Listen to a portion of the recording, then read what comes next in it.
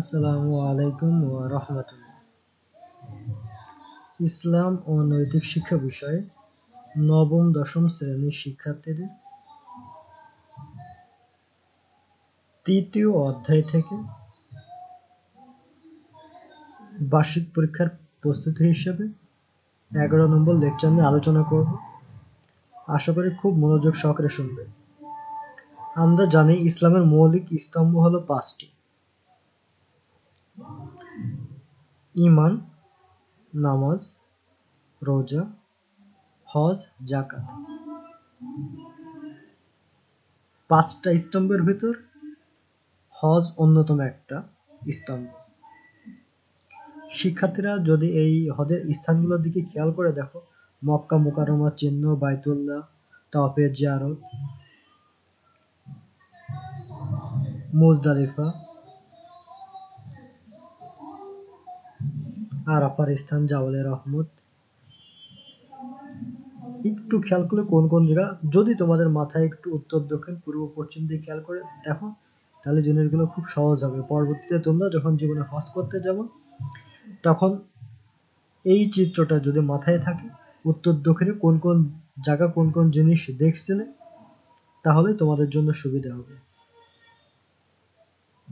হজ এর আবিধানিক অর্থ সংকল্প করা, ইচ্ছা করা।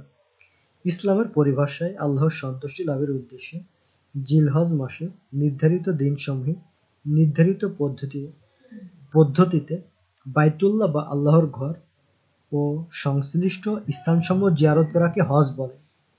হজ ওই সমস্ত ধনী মুসলমানদের উপর ফরজ যাদের পবিত্র মক্কায় যাতায়াত ও হজের কাজ সম্পাদন করার মতো আর্থিক ও দৈহিক সামর্থ্য রয়েছে।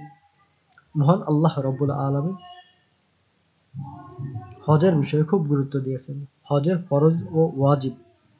হজের ফরজ মোট 3টি: ইহরাম বাঁধা, আনুষ্ঠানিকভাবে হজের নিয়ত করা; 9 জিলহজ আরাফাতের ময়দানে অবস্থান করা; 3 তাওয়াফে জিয়ারত; 10 জিলহজ ভোর থেকে 12 জিলহজ পর্যন্ত যে কোনো দিন কাবা শরীফ তাওয়াফ করা।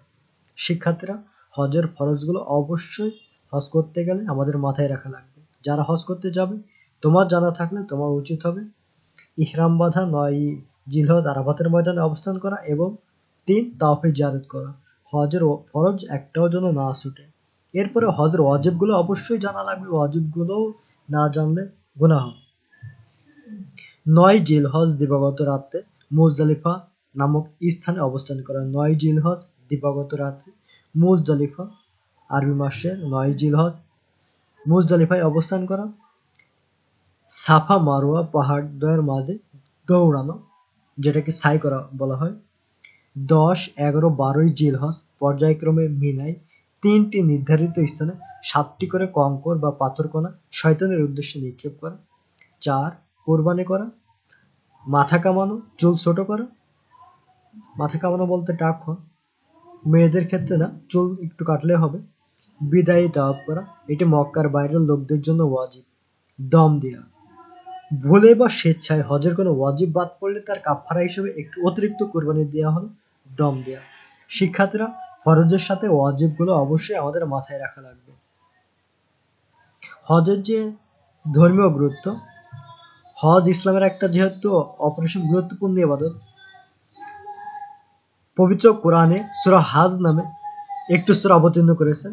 এছাড়াও পবিত্র কোরআনের বিভিন্ন স্থানে আল্লাহ হজের ব্যাপারে আয়াত অবতীর্ণ করেছেন। রাসূলুল্লাহ সাল্লাল্লাহু আলাইহি ওয়াসাল্লাম থেকেও হজের গুরুত্বের ব্যাপারে অসংখ্য হাদিস বর্ণিত হয়েছে। রাসূলুল্লাহ সাল্লাল্লাহু আলাইহি ওয়াসাল্লাম বলেন, আল্লাহর নিকট গ্রহণীয় হজের বিনিময় জান্নাত ছাড়া আর কিছুই নেই। বুখারী মুসলিম।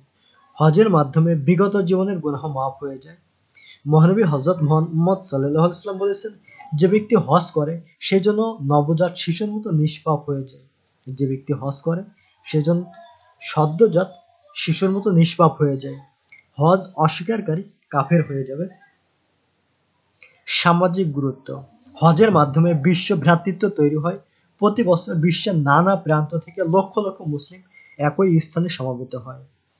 হজ বিশ্ব মুসলিমদের মহাসম্মেলন। পবিত্র কোরআনে মহান আল্লাহ রাব্বুল আলামিন বলেন, মানুষের নিকট হজের ঘোষণা করে দাও, তারা তোমার নিকট মক্কায় আসবে, পায়ে হেঁটে সর্বপ্রকার খনিকায় উটের পিঠে আহরণ করে।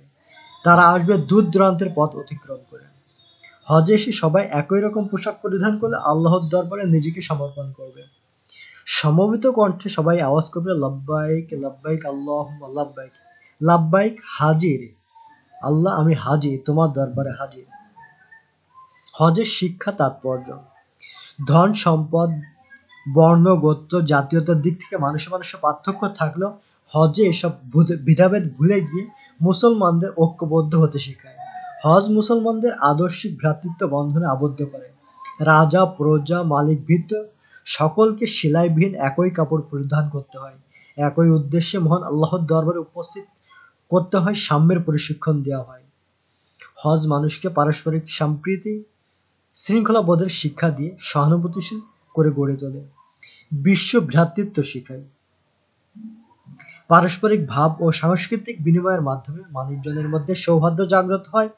আল্লাহর ঘর তওয়াফ করার কারণে সাধারণ মানুষ হাজিদের সম্মান করে থাকে।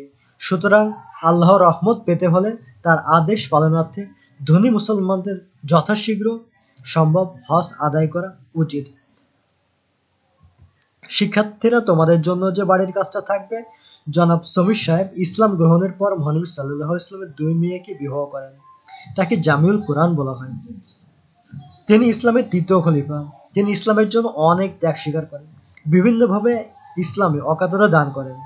আইমান মাত্র 10 বছর বয়সে ইসলাম গ্রহণ করে তাকে আসাদুল উপাধি দেওয়া হয়। তিনি ইসলামের চতুর্থ খলিফা বলে পরিচিত। মহানবী সাল্লাল্লাহু আলাইহি ওয়াসাল্লাম তাকে জ্ঞানের দরজা বলেছিলেন।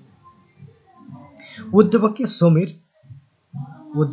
সমীর সাহেব বলতে কাকে বোঝানো হয়েছে